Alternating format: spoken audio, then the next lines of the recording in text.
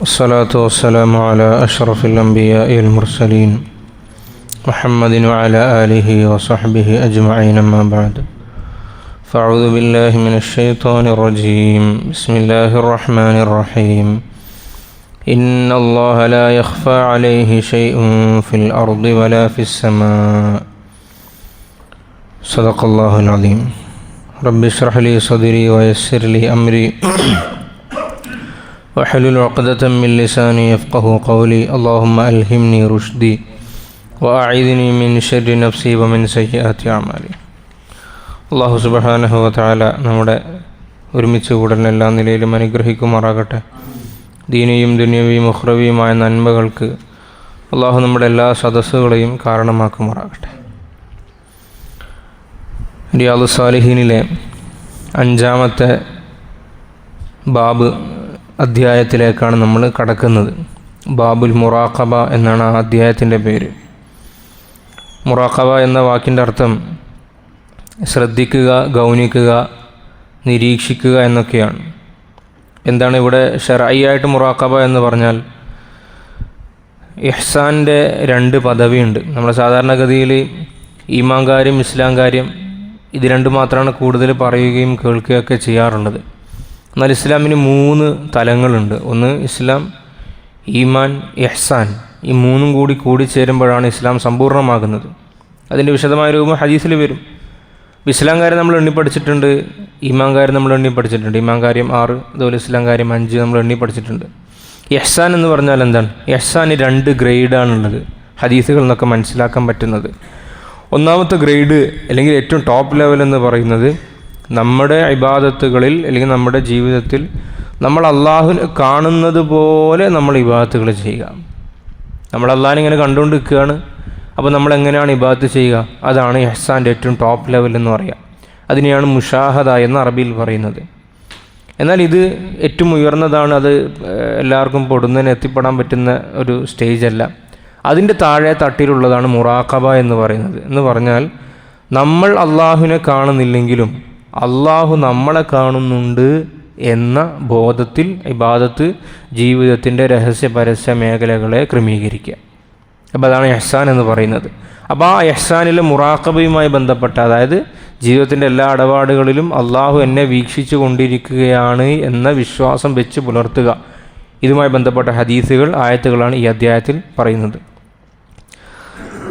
ആദ്യമായി അദ്ദേഹം ആയത്തുകൾ കൊണ്ടുവരാണ്. ഇമാം നബി റളിയല്ലാഹു അൻഹു ഖാലല്ലാഹു തആല അല്ലദീ യറാക ഹീന തഖൂം. അള്ളാഹു എങ്ങനെയുള്ളവനാണ്? നബിയെ അങ്ങയെ കാണുന്നു. ഹീന തഖൂം, അങ്ങ് നമസ്കാരത്തിന് വേണ്ടിയും മറ്റു ദഅവത്തിന് വേണ്ടിയൊക്കെ നിൽക്കുന്ന സന്ദർഭത്തിൽ അങ്ങയെ അള്ളാഹു കാണുന്നുണ്ട്. വതഖല്ലുബക ഫിസ്സാജിദീൻ, സുജൂദ് ചെയ്യുന്ന ആളുകളുടെ കൂട്ടത്തിൽ അങ്ങ് റുക്കൂയിലായും സുജൂദിലായും ഒക്കെ അവസ്ഥകൾ വ്യത്യാസപ്പെടുന്നതും അള്ളാഹു തങ്ങളെ കണ്ടുകൊണ്ടിരിക്കുന്നുണ്ട്. മറ്റൊരായത്തിൽ അള്ളാഹു പറയുന്നുണ്ട് വഹുവ മഅക്കും ഐനമാ കുന്തും. പലപ്പോഴും നമ്മൾ ഈ ആയത്ത് കേട്ടിട്ടുണ്ടാവും. നിങ്ങൾ എവിടെയാണെങ്കിലും അള്ളാഹു നിങ്ങളോടൊപ്പം ഉണ്ട്, അല്ലേ? എന്താ അതിൻ്റെ ഉദ്ദേശം? അള്ളാഹു അറിവ് കൊണ്ടും ഖുദ്റത്ത് കൊണ്ടും നമ്മളുടെ കൂടെ ഉണ്ട് എന്നാണ് അർത്ഥം. അല്ലാതെ ഒരു ശരീരം പോലെയായി രൂപപ്പെട്ട എല്ലാവരുടെയും കൂടി അള്ളാഹ് ഉണ്ട് എന്നല്ല. അത് അള്ളാഹുവിന് ശരീരം സ്ഥിരപ്പെടുത്തലാണ്. അള്ളാഹു അതിന് തൊട്ടൊക്കെ മുക്തനാണല്ലോ. നമ്മളെവിടെ പോയാലും ആ ഇടത്തിനെ സംബന്ധിച്ച അറിവ് ആർക്കുണ്ട്? അള്ളാഹുവിനുണ്ട്. നമ്മളെവിടെ പോയാലും ആ നിൽക്കുന്ന ഇടത്തിൽ വെച്ച് നമ്മളിൽ എന്തുണ്ടാക്കാനും ആർക്ക് കഴിവുണ്ട്? അള്ളാഹുവിനുണ്ട്. അതാണ് വഹുവ മഅക്കും ഐനമാ കുന്തും. ഇന്നല്ലാഹ ലാ യഖ്ഫാ അലൈഹി ശൈഉൻ ഫിൽ അർളി വലാ ഫിസ് സമാ. ആകാശത്തിലോ ഭൂമിയിലോ ഉള്ള ഒന്നും അള്ളാഹുവിനെ സംബന്ധിച്ചിടത്തോളം ഗോപ്യമായതല്ല, മറഞ്ഞതല്ല. എല്ലാം അള്ളാഹുവിൻ്റെ മുമ്പിൽ വ്യക്തമായതാണ്. ഈ പ്രപഞ്ചത്തിൽ നമ്മൾ കാണുന്നതും അറിഞ്ഞതും എന്നൊക്കെ പറഞ്ഞത് വളരെ കുറച്ചാണ്. അള്ളാഹുവിനെ സംബന്ധിച്ചിടത്തോളം എല്ലാം അള്ളാഹുവിൻ്റെ മുമ്പിൽ വ്യക്തമാണ്. ഇന്ന റബ്ബക ലബിൽ മിർസാദ്, തീർച്ചയായും നിൻ്റെ റബ്ബ് നിന്നെ നിരീക്ഷിക്കുന്ന സ്ഥലത്ത് തന്നെയുണ്ട്. മറ്റൊരായത്തിൽ കാണാം യഅലമു ഖായിനത്തൽ അഅ്യുൻ, കണ്ണിൻ്റെ കട്ടുനോട്ടങ്ങളെ അള്ളാഹു അറിയുന്നു. നമ്മളിങ്ങനെ നടന്നു പോകുമ്പോൾ പെട്ടെന്ന് ഒരാളിങ്ങനെ കണ്ണിട്ട് നോക്കി, അത് മറ്റൊരാൾക്ക് അത് മനസ്സിലാക്കിയെടുക്കാൻ ചെറിയ പ്രയാസം ഉണ്ടാകും. നമ്മൾ അങ്ങനെ നിരീക്ഷിച്ചാൽ മാത്രമേ നമ്മൾ കട്ട് നോക്കിയത് മറ്റുള്ളവർക്ക് പിടിക്കാൻ വേണ്ടി പറ്റും. എന്നാൽ അള്ളാഹുവിനെ സംബന്ധിച്ചിടത്തോളം അതുപോലും അള്ളാഹു അറിയുന്നു. വമാ തുഖ്ഫി സുദൂർ, നമ്മുടെ മനസ്സുകളിൽ നമ്മൾ ഒളിപ്പിച്ച് വെച്ച കാര്യങ്ങൾ. നമ്മൾ പല കാര്യങ്ങൾ സംസാരിക്കാറുണ്ട്, പക്ഷേ നമ്മുടെ മനസ്സിലുള്ള 100% കാര്യം പുറത്ത് പറയാറുണ്ടോ? നമ്മളെപ്പോഴും പറയും നിങ്ങൾ തുറന്ന് സംസാരിക്കണം എന്നൊക്കെ പറയും. പക്ഷേ ദുനിയാവിൽ ആരും 100% തുറന്ന് സംസാരിക്കില്ല. അങ്ങനെ 100% തുറന്ന് സംസാരിച്ചാൽ ദുനിയാവ് ഉണ്ടാവും, ബാക്കി ഉണ്ടാവോ? ഭൂമി മൊത്തം കുഴപ്പത്തിലായി പോവും. ചിലത് പറയാൻ പറ്റുന്നതുണ്ടാവും, പറയാൻ പറ്റാത്തതുണ്ടാവും, പറഞ്ഞാൽ അപകടം ഉണ്ടാകുന്നതുണ്ടാവും, പറഞ്ഞാൽ നന്മ ഉണ്ടാകുന്നുണ്ടാവും. അപ്പോൾ ഇതൊക്കെ മനുഷ്യൻ ഉള്ളിൽ ഒളിപ്പിച്ച് വെക്കുന്നുണ്ട്.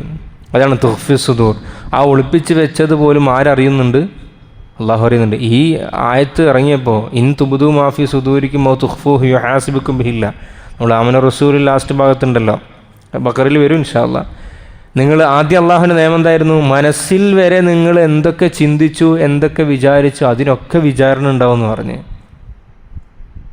മനസ്സിൽ ചിന്തിച്ചാൽ വരെ അതിന് വിചാരണ ഉണ്ടാവും, മനസ്സിൽ ആലോചിച്ചാൽ വരെ അതിന് വിചാരണ ഉണ്ടാവും. സഹാബാക്കൾക്ക് ഭയങ്കര പ്രയാസം ഉണ്ടായി. സഹാബാക്കൾക്ക് എല്ലാവർക്കും അത് പ്രയാസമുള്ള കാര്യം തന്നെയല്ലേ. അന്നിറങ്ങിയ ആദ്യത്തെ സഹാബാക്കളുടെ മുമ്പിലാണ്. സഹാബാക്കൾക്ക് അത് ബേജാറായി. ഞങ്ങൾ ഇതെങ്ങനെ നിയന്ത്രിക്കും? ഇത് ഞങ്ങളെ കഴിവിൽപ്പെട്ട കാര്യമല്ല. അപ്പോൾ ഉടനെ അള്ളാഹു സുബ്ഹാനഹു വ തആല അവിടെ 2 കൽപ്പനകൾ പറഞ്ഞു. ഒന്ന്, നിങ്ങൾ ആയത്തിറങ്ങുമ്പോൾ ഇത് അള്ളാഹ്ക്ക് അറിയാതെ നിയന്ത്രിക്കാൻ പറ്റാത്ത കാര്യമാണെന്ന് നിങ്ങൾ ഉടനടി അതിനെതിരെ വിമർശിച്ച് സംസാരിക്കുകയല്ല വേണ്ടത്. സമീഅനാ വഅത്വഅനാ എന്നാണ് പറയേണ്ടത് നിങ്ങൾ. അങ്ങനെ അതിനെ തിരുത്തിയതിന് ശേഷം അള്ളാഹു തആല പറഞ്ഞു ഇല്ല, എന്തില്ല? ചിന്തകളെ അള്ളാഹു തആല എന്ത് ചെയ്യും? മാപ്പാക്കി കൊടുക്കും. അമലിലേക്ക് വന്നാൽ അള്ളാഹു പിടിക്കും. അത് നമ്മൾ പിന്നെ റിയാദ് സ്വാലിഹീനത്തിൻ്റെ തൗബൻ്റെ ഒക്കെ സ്റ്റാർട്ടിങ്ങിൽ നമ്മൾ പറഞ്ഞിട്ടുണ്ട്. മനസ്സിൽ തോന്നിപ്പോയതിന് എന്തില്ല, പിടുത്തില്ല.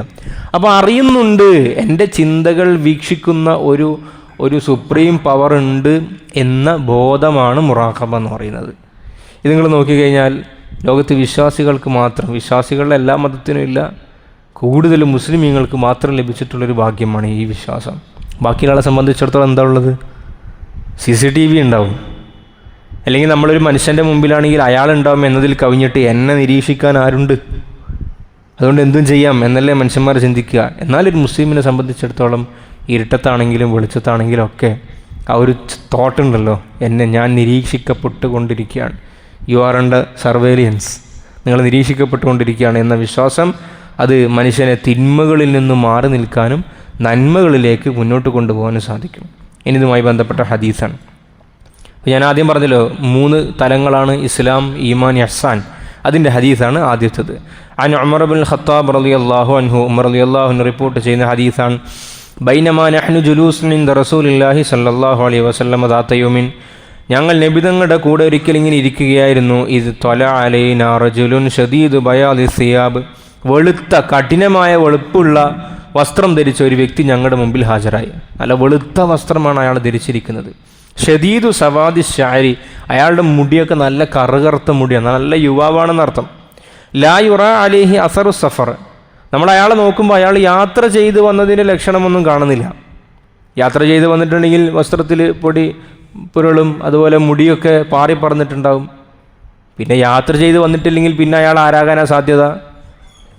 അയാൾ ആരായിരിക്കണം? ആ നാട്ടുകാരനായിരിക്കണം. വലാ യാരിഫുഹു മിന്നാ അഹദുൻ, ഞങ്ങൾക്കാണെങ്കിൽ ആർക്കും അയാളെ പരിചയമില്ല. അപ്പോൾ അവർക്ക് കൺഫ്യൂഷൻ ഉണ്ട്, ഇത് ആരായി വന്നത്. ഹത്താ ജലസൈലൻ നബി സല്ലല്ലാഹു അലൈഹി വസല്ലം, ആ ആൾ വന്ന് നബി തങ്ങളുടെ അടുത്തിരുന്നു. ഫാസ്നദ റുക്കുബത്തേഹി ഇലാ റുക്കുബത്തേഹി, ആ വന്നാൾ ഇരുന്നിട്ട് ആ വന്നാളുടെ 2 കാൽമുട്ടിനെ നബി തങ്ങളുടെ കാൽമുട്ടുമായി അടുപ്പിച്ച് ഇങ്ങനെ വെച്ചു, ചേർത്ത് വെച്ചു. അസ്നദ എന്നാണ്, ചേർത്ത് വെച്ചു. അപ്പോൾ ഇങ്ങനെ മുഖാമുഖി ഇരുന്നിട്ട് ആ വന്നാളെ മുട്ട് നബി സല്ലല്ലാഹു അലൈഹി വസല്ലം മുട്ടുമായിട്ട് എന്ത് ചെയ്തു? ചേർത്ത് വെച്ചു. മാത്രവുമല്ല വളഅ കഫൈഹി അലാ ഫഖിദൈഹി, വന്ന ആൾ അയാളുടെ 2 കൈകളെ തൊടൻ്റെ മേൽ വെച്ചു. ഒന്നിക്കിൽ വന്ന ആൾ അയാളെ തൊടൻ്റെ മേൽ വെച്ചു എന്നർത്ഥം. നമ്മൾ ഇരിക്കുമ്പോൾ നിങ്ങളൊന്ന് ഇരുന്ന് നോക്ക്, ഇരിക്കുമ്പോൾ നമ്മളെ കൈ അവിടെ വെക്കുക, നമ്മൾ തൊടൻ്റെ മേലല്ലേ, ഒന്നിക്കിൽ അങ്ങനെ അർത്ഥം. അല്ലെങ്കിൽ നബി സല്ലല്ലാഹു അലൈഹി വസല്ലം ഞങ്ങളുടെ തൊടൻ്റെ മേൽ വെച്ചു എന്നും അർത്ഥം വരാം. നമ്മുടെ ഭാഷ അങ്ങനെയുള്ളത്. അസ്നദ കഫൈഹി ഇലാ ഫഖിദൈഹി, അയാളുടെ 2 കൈകളെ ലമീറുണ്ട് അവിടെ, അത് നബിതങ്ങളിലേക്ക് മടക്കുകയാണെങ്കിൽ നബിതങ്ങളെ ഇതിലേക്ക് വെച്ചു എന്നർത്ഥം. അല്ലെങ്കിൽ സ്വന്തം, അതാണ് ഒരു അദബിൻ്റെ ഇരുത്തം. അങ്ങനെയാണല്ലോ, നമ്മുടെ കൈയിനെ നമ്മുടെ തൊടൻ്റെ മേൽ വെച്ചിട്ട് അദ്ദേഹം ഇരുന്നു.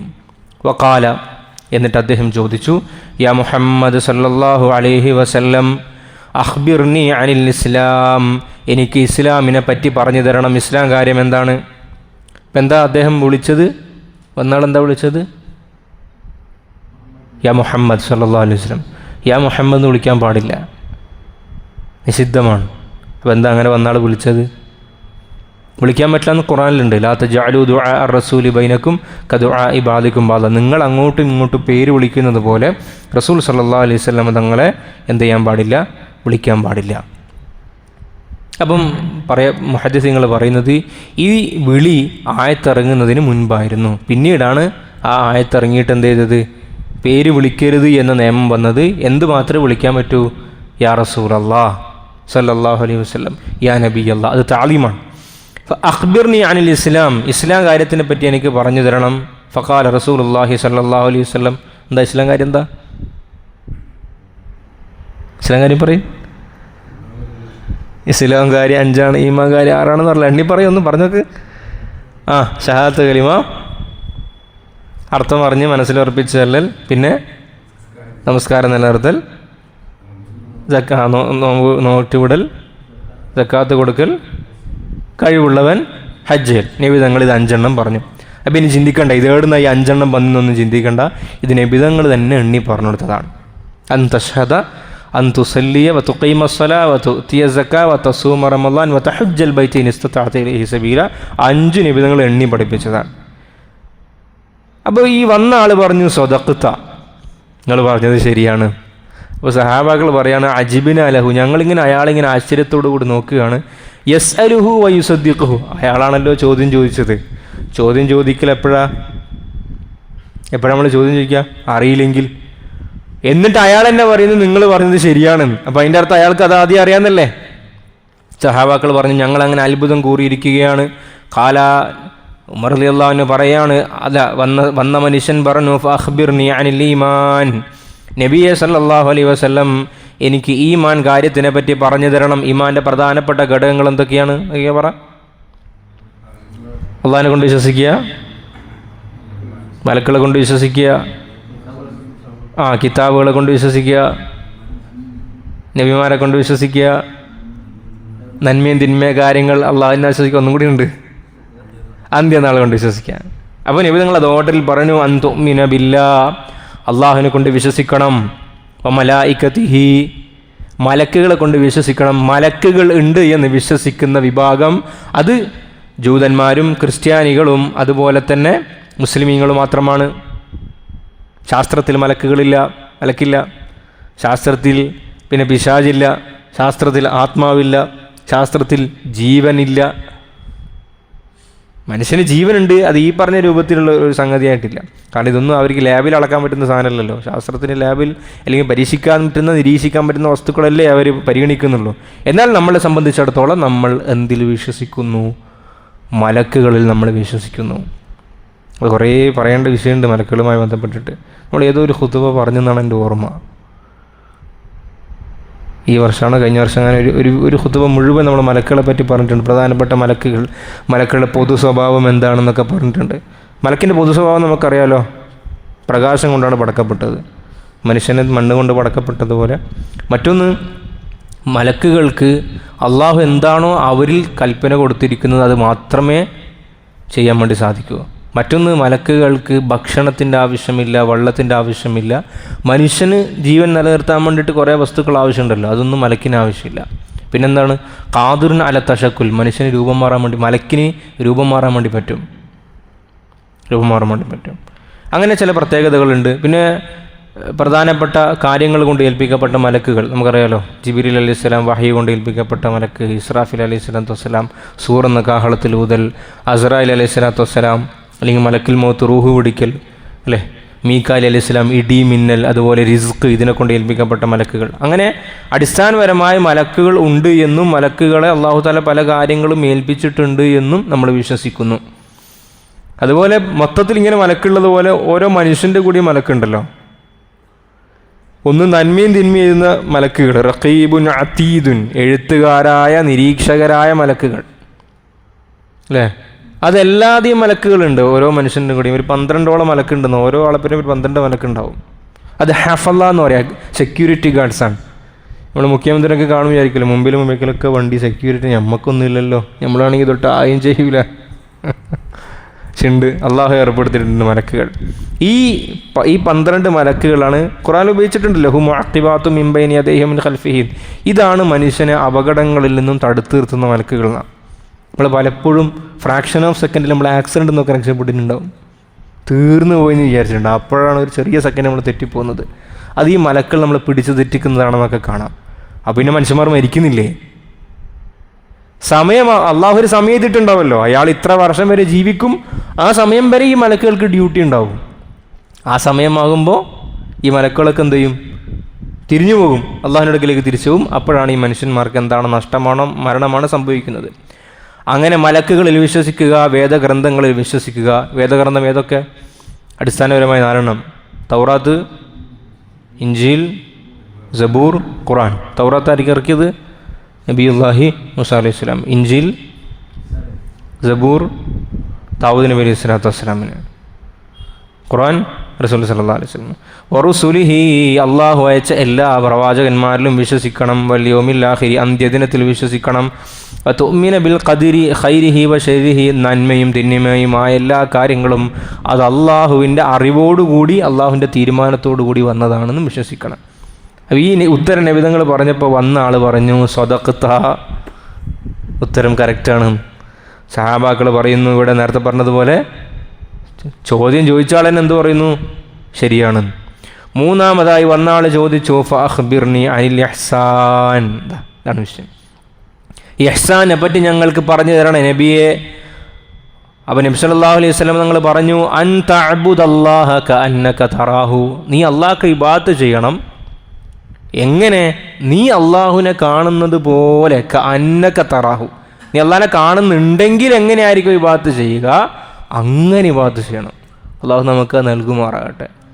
ഏറ്റവും ഒരു മനുഷ്യന് എത്തിപ്പെടാൻ പറ്റുന്ന ആത്മീയ മർത്തബകളിൽ, ഗ്രേഡുകളിൽ ഏറ്റവും ഉയർന്ന മർത്തബ ഇതാണ്, അൻ തഅബുദല്ലാഹ കഅന്നക തറാ.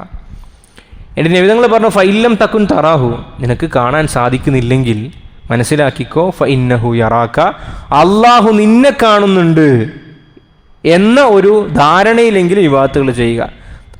അപ്പോൾ നമ്മളെ ഒരാൾ വീക്ഷിക്കുന്നുണ്ട് എന്ന് കണ്ടാൽ നമ്മുടെ ഇരുത്തം, നൃത്തം, ചലനം, അടക്കം ഒക്കെ നമ്മൾ വ്യത്യാസപ്പെടുത്തുന്നില്ലേ? അപ്പോൾ ഒരാൾ കാണുമ്പോൾ നമ്മളിപ്പോൾ ഒറ്റക്കാണെങ്കിൽ നമ്മളെ വസ്ത്രധാരണത്തിൽ വ്യത്യാസം ഉണ്ടാവും, നമ്മൾ ഇരിക്കുന്ന രൂപത്തിൽ വ്യത്യാസമുണ്ട്. പക്ഷെ നമ്മളൊരാളെ വീക്ഷിക്കുന്നു, ഫെസിലിറ്റേഷൻ നമ്മൾ പറയും. സോഷ്യൽ ഫെസിലിറ്റേഷൻ എന്ന് പറഞ്ഞിട്ടൊരു സിദ്ധാന്തം തന്നെയുണ്ട്. അതായത് മനുഷ്യന്മാരെ മറ്റു മനുഷ്യന്മാർ നിരീക്ഷിക്കുന്ന സന്ദർഭത്തിൽ അവരുടെ പ്രവർത്തനങ്ങളിൽ മാറ്റമുണ്ടാകുന്നു, വ്യത്യാസമുണ്ടാകുന്നു എന്നാണ് അതിൻ്റെ പഠനം. അത് ശരിയാണ്. അപ്പോൾ നമ്മൾ നോക്കും, വിശ്വാസികളെ സംബന്ധിച്ചിടത്തോളം തന്നെ അള്ളാഹു വീക്ഷിക്കുന്നുണ്ട് എന്ന ബോധം വന്നു കഴിഞ്ഞാൽ പിന്നെ എങ്ങനെയാണ് നമുക്ക് എല്ലാം ചെയ്യാൻ പറ്റുക, എല്ലാം പറയാൻ പറ്റുക, എല്ലാം തോന്നിവാസം ചെയ്യാൻ വേണ്ടി പറ്റുക? കാരണം ആര് കാണുന്നുണ്ട്? അള്ളാഹു കാണുന്നുണ്ട്. അതാണ് അൻ തഅബുദല്ലാഹ കഅന്നക തറാഹു ഫഇല്ലം തകുൻ തറാഹു ഫഇന്നഹു യറാക്. നീ അള്ളാഹുവിനെ കാണുന്നില്ല എങ്കിലും അള്ളാഹു നിന്നെ കാണുന്നു എന്നതുപോലെ ഇബാദത്ത് ചെയ്യുക, ജീവിതത്തിൻ്റെ എല്ലാ മേഖലകളിലും കഴിഞ്ഞുകൂടുക. വന്നാൾ അടുത്തത് ചോദിച്ചു ഫഅഖ്ബിർനി അനിസ്സാ, നബിയെ ഖിയാമത്ത് നാളിനെ പറ്റി എനിക്ക് പറഞ്ഞു തരണം. നബി സല്ലല്ലാഹു അലൈഹി വസല്ലം തങ്ങൾ പറഞ്ഞു മൽ മസ്ഊലു അൻഹാ ബിഅഅലമ മിനസ്സായിൽ, ചോദിച്ച ആളേക്കാൾ കൂടുതൽ വിവരം ചോദിക്കപ്പെട്ട ആൾക്ക് ഈ വിഷയത്തിൽ ഇല്ല. എന്നാൽ താങ്കൾക്ക് ഈ വിഷയമായി എന്താണോ അറിവുള്ളത് അത് മാത്രമേ എനിക്കുള്ളൂ. അപ്പോൾ നിങ്ങൾ നോക്കിയാട്ടെ, ഒരു കാര്യം കൂടുതൽ അറിയില്ല എന്ന് പറയൽ എന്തല്ല, അത് കുറവല്ല. എല്ലാ കാര്യങ്ങളും അറിയും എന്ന് വാദിക്കുന്നുണ്ടെങ്കിൽ അത് മൗട്ടിയാണ്. അങ്ങനെ എല്ലാവർക്കും എല്ലാം അറിയാൻ സാധിക്കില്ല. തനിക്കറിയാത്ത കാര്യം അറിയില്ല എന്ന് പറയാൻ കാണിക്കുന്നത് തന്നെ അറിവിൻ്റെ ലക്ഷണമാണ്. ആ കാര്യം അറിയാമെന്നുള്ളതിൻ്റെ അല്ല, അയാൾക്ക് അറിവുണ്ട്, എനിക്ക് ഈ വിഷയത്തിനെക്കുറിച്ച് ധാരണ ഇല്ല എന്നൊരു ധാരണ എനിക്ക് വേണ്ടേ. ചിലരുണ്ട് എല്ലാത്തിലും കയറി അഭിപ്രായം പറഞ്ഞാളിയും, എല്ലാത്തിലും ഇങ്ങനെ അഭിപ്രായം പറഞ്ഞാളിയും. അങ്ങനെ കഴിയൂലല്ലോ മനുഷ്യനിക്ക്. ചില ആളുകൾക്ക് ചില കാര്യങ്ങളിൽ അറിവുണ്ടാവും, അതിനെപ്പറ്റി അയാൾ സംസാരിക്കട്ടെ. ചില കാര്യങ്ങളെപ്പറ്റി ധാരണ ഉണ്ടാവില്ല, അപ്പോൾ അതിനെപ്പറ്റി അല്ല എനിക്ക് അറിയില്ല കേട്ടോ എന്ന്. ഇമാം മാലിക് റഹിമുള്ളാഹിൻ്റെ എങ്ങനെ സംഭവം നമ്മൾ താരീഖിൻ്റെ ഗ്രന്ഥങ്ങളിൽ കാണുന്നുണ്ട്. അദ്ദേഹത്തിനോട് ഒരു മജ്ലിസിൽ വെച്ചിട്ട് 40ഓളം ചോദ്യങ്ങളാണ് എൻ്റെ ഓർമ്മ. 40ഓളം ചോദ്യങ്ങൾ ചോദിച്ചപ്പോൾ 4 മറ്റേ മറുപടി പറഞ്ഞത്. അപ്പോൾ നമ്മളെന്താ മനസ്സിലാക്കി, മാലിക് ഇമാമ് പോരാ, നമ്മൾ ബിരുദെടുത്തത് ശരിയായിട്ടില്ലെന്ന് പറയുമോ? അല്ല, അത് അദ്ദേഹത്തിൻ്റെ അറിവിൻ്റെ ആഴത്തിൻ്റെ അടയാളമാണ്. അത്രയും ഉറപ്പുള്ളത് മാത്രമേ മാലിക് റഹിമഹുല്ല പറഞ്ഞിട്ടുള്ളൂ. അപ്പോൾ നബി സല്ലല്ലാഹു അലൈഹി വസല്ലം തങ്ങളായി പറയുന്നത് നിങ്ങളെക്കാൾ വിവരം ഈ വിഷയത്തിൽ എനിക്കില്ല. ഖാല വന്ന ആൾ പറഞ്ഞു ഫഅഖ്ബിർനി അൻ അമാറാത്തിഹ, എപ്പോഴാണ് ഖിയാമത്ത് നാൾ എന്നല്ലേ പൂർണ്ണമായി അറിയാത്തത്, അതിൻ്റെ അടയാളം എനിക്ക് പറഞ്ഞതാ, ലക്ഷണങ്ങൾ പറഞ്ഞു തരൂ. നബി തങ്ങൾ പറഞ്ഞു അൻ തലിദൽ അമത്തു റബ്ബതഹ, ഒരു അടിമ സ്ത്രീ അതിൻ്റെ യജമാനത്തിയെ പ്രസവിക്കലാണ്. യജമാനത്തിയിൽ നിന്നാണ് ഒരു അടിമ സ്ത്രീ ഉണ്ടാകുക. അടിമത്തി യജമാന സ്ത്രീനെ പ്രസവിക്കലുണ്ടാവില്ലല്ലോ, അത് തിരിഞ്ഞില്ലേ എന്ന് പറഞ്ഞാൽ അതിൻ്റെ ഉദ്ദേശം എന്ന് പറയുന്നത് ലോകത്തിൻ്റെ ക്രമം മാറുക എന്നുള്ളതാണ്. അതായത് മാതാപിതാക്കളെ മക്കൾ ബഹുമാനിക്കലാണ്, മക്കളാണ് മാതാപിതാക്കളുടെ കീഴിലേക്ക് വരിക, ശിഷ്യന്മാരാണ് പിന്നെ അധ്യാപകരുടെ കീഴിലേക്ക് വരിക. ഇത് നേരെ തിരിയും. അതാണ് അന്തലിതലമത്ത റബ്ബത്ത്. അതിന് കുറേ വിശദീകരണമുണ്ട്. പക്ഷെ അതിൽ നമുക്ക് പെട്ടെന്ന് മനസ്സിലാക്കാൻ പറ്റുന്നൊരു വിശദീകരണം ഇതാണ്. കാര്യങ്ങൾ തകിടം മറിയും. ബഹുമാനിക്കപ്പെടേണ്ട ആളുകൾ നിന്ദിക്കപ്പെടുകയും നിന്ദിക്കപ്പെടേണ്ട ആളുകൾ ബഹുമാനിക്കപ്പെടുകയും ചെയ്യും. പിന്നെയോ അൻ തറൽ ഹുഫാത്ത, നിങ്ങൾക്ക് ചെരുപ്പില്ലാത്ത ആളുകളെ കാണാം, അൽ ഉറാത്ത, വസ്ത്രമില്ലാത്ത ആളുകളെ കാണാം, അൽ ആലത്ത, ദരിദ്രരായ ആളുകളെ കാണാം, റിയാഷായി, ആട്ടിനെ മേയ്ക്കുന്ന ആളുകൾ. അതായത് ജീവിതത്തിൽ ഒരു നിലക്കും ഗതി ഇതില്ലാത്തൊരു കുറേ വിഭാഗം ആളുകൾ, ചെരുപ്പില്ല, വസ്ത്രമില്ല, ദാരിദ്ര്യമുണ്ട്, ആട്ടിനൊക്കെ മേച്ച് അങ്ങനെ വളരെ നിസ്സാരമായി ജീവിതം നയിച്ചു കൊണ്ടുപോകുന്ന ആളുകളൊക്കെ നിങ്ങൾക്ക് കാണാൻ പറ്റും. യതതാവലൂന ഫിൽ ബുന്യാൻ, അവർ പിന്നീട് നോക്കുമ്പോൾ വലിയ വലിയ മണിമാളികകളിൽ സുഖലോലുപരായി കഴിയുന്നതായി കാണാം. എന്ന് പറഞ്ഞാൽ ഇങ്ങനെ താഴെ തട്ടിൽ കിടക്കുന്ന ആളുകൾ പൊടുന്നൻ എന്തായി മാറും? ശതകോടീശ്വരന്മാരായിട്ട് മാറും. ഇതും എന്തിൻ്റെ ലക്ഷണമാണ്? ഖിയാമത്ത് നാളിൻ്റെ ലക്ഷണമാണ് എന്ന് മുഹമ്മദ് റസൂലുള്ളാഹി സല്ലല്ലാഹു അലൈഹി വസല്ലം തങ്ങൾ പറയുകയുണ്ടായി. റളിയല്ലാഹു പറയാണ് സുമ്മൻ തലഖ, അപ്പോൾ വന്നാൾ ചോദ്യോത്തരമൊക്കെ കഴിഞ്ഞു, അദ്ദേഹം തിരിച്ചുപോയി. ഫലബിസ്തു മലിയ, ഞാൻ അവിടെ കുറച്ച് നേരം കഴിഞ്ഞുകൂടി. ചില റിപ്പോർട്ടുകളിൽ 3 ദിവസം നബി തങ്ങളെ കൂടെ താമസിച്ചു എന്ന് കാണാം. അല്ലെങ്കിൽ മലിയ എന്ന് പറഞ്ഞാൽ കുറച്ച് നേരം എന്നും അർത്ഥം വെക്കാം. അപ്പോൾ നബി സല്ലല്ലാഹു അലൈഹി വസല്ലം തങ്ങൾ ചോദിച്ചു, യാ ഉമർ അതദ്രി മനിസാൽ, ഈ വന്ന് ചോദിച്ചത് ആരാന്ന് മനസ്സിലായോ എന്ന് ചോദിച്ചു. അദ്ദേഹം പറഞ്ഞു അല്ലാഹു വറസൂലുഹു അഅലം, നബിയെ അങ്ങേക്കും അള്ളാഹുവിനാണല്ലോ കൂടുതൽ അറിയുന്നത്. നബി തങ്ങൾ പറഞ്ഞു ഫഇന്നഹു ജിബ്രീൽ, വന്നതാരാണ്? മുഖറബുൽ അംലാക്ക് ജിബ്രീൽ അലൈഹിസ്സലാത്തു വസ്സലാമാണ്. അതാക്കും യുഅല്ലിമുക്കും അംറ ദീനിക്കും, നിങ്ങൾക്ക് ദീനിൻ്റെ കാര്യങ്ങൾ പഠിപ്പിച്ചു തരാൻ വേണ്ടി അള്ളാഹു തആല അയച്ചതാണ് ജിബ്രീൽ ഇസ്ലാം. അപ്പോൾ ജിബ്രീൽ എന്നോട് ചോദിച്ചിട്ട് ഞാൻ ഉത്തരം പറയുന്നതിൽ കൂടി നിങ്ങളും പഠിച്ചല്ലോ, ഈമാൻ കാര്യം എന്താണ്, ഇസ്ലാം കാര്യം എന്താണെന്നൊക്കെ പഠിച്ചല്ലോ. അപ്പോൾ ആ നിലക്ക് ജിബ്രീൽ അലൈഹി സ്വലാം വന്നതാണെന്ന് ഷഫീഉനാ റസൂലുള്ളാഹി സ്വല്ലല്ലാഹു അലൈഹി വസല്ലം തങ്ങൾ പറയുണ്ടായി. അപ്പോൾ നമ്മൾ നേരത്തെ പറഞ്ഞല്ലോ മലക്കിന് രൂപം മാറാൻ വേണ്ടി പറ്റും, നമ്മൾ പറഞ്ഞില്ലേ മനുഷ്യരൂപത്തിൽ വരാൻ വേണ്ടി പറ്റും.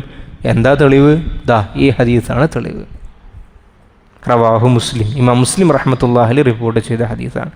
ഏറ്റവും വലിയ തെളിവ് ഇതിനേക്കാൾ വലുതെന്താണെന്നറിയോ? നബി സല്ലല്ലാഹു അലൈഹി വസല്ലം തങ്ങൾക്ക് വഹി ഇറക്കിയത് ആരാണ്? ജിബ്രീൽ അലൈഹി സ്വലാത്തു വസ്സലാം അല്ലേ. ജിബ്രീലിനെ നബി തങ്ങൾ ഒറിജിനലായി കണ്ടത് 2 തവണ മാത്രമാണ്. ഇപ്പോൾ ബാക്കിയുള്ള സമയങ്ങളിലൊക്കെ ജിബ്രീൽ ആരുടെ രൂപത്തിലാണ് വരാറുള്ളത്? ദിഹ്യത്തുൽ കൽബി എന്ന സഹാബിൻ്റെ രൂപത്തിലാണ്. അപ്പോൾ ഈ സഹാബിനെ എല്ലാവർക്കും അറിയാം, ദിഹ്യത്തുൽ കൽബിനെ, നല്ല സുന്ദരനായ സൗന്ദര്യമുള്ള സഹാബിയാണെന്ന് കാണാൻ പറ്റും ഹദീസിൻ്റെ കിതാബുകളിൽ. അപ്പോൾ ദിഹ്യത്തുൽ കൽബി ഇങ്ങനെ വരുന്നുണ്ടാകും. അപ്പോൾ സഹാബാക്കൾ ഒരിക്കലും വന്നതാരാണ്? ദിഹ്യത്തുൽ കൽബിയാണെന്നാണ് സഹാബാക്കൾ ധരിക്കുക. പക്ഷെ വന്നത് ചിലപ്പോൾ ആരായിരിക്കും? ജിബ്രീൽ അലൈഹി സ്വലാത്തു വസ്സലാം ആയിരിക്കും. അപ്പോൾ മലക്കുകൾക്ക് രൂപമാറ്റം സംഭവിക്കാനുള്ള കഴിവ് അല്ലാഹു നൽകിയിട്ടുണ്ട് എന്നതിൻ്റെ തെളിവാണ് ഈ പറയപ്പെട്ട ഹദീസുകൾ. അപ്പോൾ നമ്മളെ ചാപ്റ്ററുമായി ബന്ധപ്പെട്ട ഭാഗം ഏതാണ്? അൻ തഅബ്ദുല്ലാഹ കഅന്നക തറാഹു ഫഇല്ലം തകുൻ തറാഹു ഫഇന്നഹു യറാക, അല്ലാഹു നമ്മളെ വീക്ഷിക്കുന്നുണ്ട് എന്ന ബോധം എന്ന് നമ്മളിൽ ഉണ്ടാക്കുക എന്നുള്ളതാണ്. അൻ അബീ ദർറിൻ ജുന്ദുബ് ബിൻ ജുനാദ വഅബി അബ്ദുറഹ്മാൻ മുആദ് ബിൻ ജബൽ റളിയല്ലാഹു അൻഹുമാ അൻ റസൂലില്ലാഹി സ്വല്ലല്ലാഹു അലൈഹി വസല്ലം. ജുന്ദുബ് ബിൻ ജുനാദ അതുപോലെ മുആദ് ബിൻ ജബൽ റളിയല്ലാഹു അൻഹു, ഇവർ രണ്ടുപേരും പറയാണ് നബി തങ്ങൾ പറഞ്ഞിട്ടുണ്ട്, ഇത്തഖില്ലാഹ ഹൈസുമാ കുന്ത, നീ എവിടെയാണെങ്കിലും അള്ളാഹുവിനെ സൂക്ഷിക്കണം. ആൾക്കൂട്ടത്തിൽ മാത്രം സൂക്ഷിക്കാനല്ല, അള്ളാനെ ആൾക്കൂട്ടത്തിൽ നിന്ന് അള്ളാനെ സൂക്ഷിക്കൽ ഷെയ്ഖുനാകലി ഖോജാലൊക്കെ വളരെ എളുപ്പമാണ്. കാരണം അവിടെ ആൾക്കൂട്ടം തന്നെയാണ് തടസ്സം. ആണ് തോന്നിയ ദിവസം കാണിക്കാൻ കഴിയൂല. ആരാരും കാണാത്ത സമയത്ത്, തെറ്റ് ചെയ്താൽ പിടിക്കപ്പെടാത്ത സമയത്ത്, ഈ നമ്മൾ ഈ സോഷ്യൽ സൈക്കോളജിയിൽ മനുഷ്യന്മാരുടെ ക്രിമിനൽ സ്വഭാവം ഏറ്റവും കൂടുതൽ പുറത്തു വരുന്ന സമയം പഠിച്ചു നോക്കുമ്പോൾ 2 സമയങ്ങളാണ്. ഒന്ന് തനിച്ചാകുന്ന സമയം, 2 ഒരുപാട് ആളുകൾ ഒരുമിച്ച് കൂടിയ സ്ഥലം. ക്രൗഡില്ലേ, ക്രൗഡ് ഒരു 500, 1000, 1500 ആളുകൾക്ക് ഒരുമിച്ച് കൂടിയ സ്ഥലം. അവിടെയും കുറ്റകൃത്യങ്ങൾ കൂടുതലായി നടക്കുന്നു. ഒറ്റക്ക് നിൽക്കുമ്പോഴും കുറ്റകൃത്യങ്ങൾ നടക്കുന്നു എന്നുള്ളതാണ്. ഇപ്പം എന്താ അതിൻ്റെ കാര്യം? ഒറ്റക്ക് നിൽക്കുമ്പോൾ നമുക്ക് മനസ്സിലായി, കാരണം ആരും കാണുന്നില്ല. ഭയങ്കരമായ ക്രൗഡ് ഉണ്ടാകുമ്പോൾ എങ്ങനെ കുറ്റകൃത്യം നടക്കുന്നത്? അവിടെ ഇപ്പം നിങ്ങൾ നോക്കും, 1000 ആൾ ഒരുമിച്ച് കൂടി പ്രകടനം നടക്കുകയാണ് സെക്രട്ടേറിയറ്റിലേക്ക്. 2000 പ്രവർത്തകർ പ്രകടനം നടന്നുകൊണ്ട് നിൽക്കുമ്പോൾ ഒരു കല്ല് വന്നിട്ട് ചില്ല് പൊടിഞ്ഞു, കല്ല് കയറി തട്ടിയിട്ട്. ആരെറിഞ്ഞു അങ്ങനെ കണ്ടുപിടിക്കും? വിഷ്വൽസൊക്കെ പിന്നല്ലേ പരിശോധിക്കാൻ വേണ്ടി പറ്റൂ. അപ്പോൾ അവനിക്ക് അവിടെ എന്ത് കിട്ടുന്നുണ്ട്? അനോണിമിറ്റി. ഞാൻ ആരാണെന്ന് എൻ്റെ ഐഡൻറ്റിറ്റി വ്യക്തമാകാതിരിക്കുക എന്നൊരു കാര്യം അയാൾക്ക് ലഭിക്കുന്നത് കൊണ്ട് തന്നെ എന്നാൽ പിന്നെ എല്ലാവരും ഉണ്ട്, എന്നാൽ പിന്നെ ഒന്ന് എറിഞ്ഞളയാം പോലീസുകാരെ എന്ന ചിന്ത ഉണ്ടാകുന്നത്. അപ്പോൾ ഇവിടെ അള്ളാഹു പഠിപ്പിക്കുന്നതാണ് ഇത്തഖില്ലാഹ ഹൈസുമാക്കുന്നത്. നീ എവിടെയാണെങ്കിലും, ഒറ്റക്കാണെങ്കിലും കൂട്ടായിട്ടാണെങ്കിലും യാത്രയിലാണെങ്കിലും നാട്ടിലാണെങ്കിലും സുഹൃത്തുക്കൾക്കൊപ്പമാണെങ്കിലും ഒക്കെ അള്ളാഹുവിനെ സൂക്ഷിക്കുക, അള്ളാഹു എന്നെ കാണുന്നുണ്ട് എന്ന ബോധമുണ്ടാകുക. നിന്റെ പക്കൽ നിന്നും എന്തെങ്കിലും തെറ്റുകൾ, ചെറിയ ചെറിയ പിഴവുകൾ പറ്റിപ്പോയി കഴിഞ്ഞാൽ എന്താ ചെയ്യേണ്ടത്?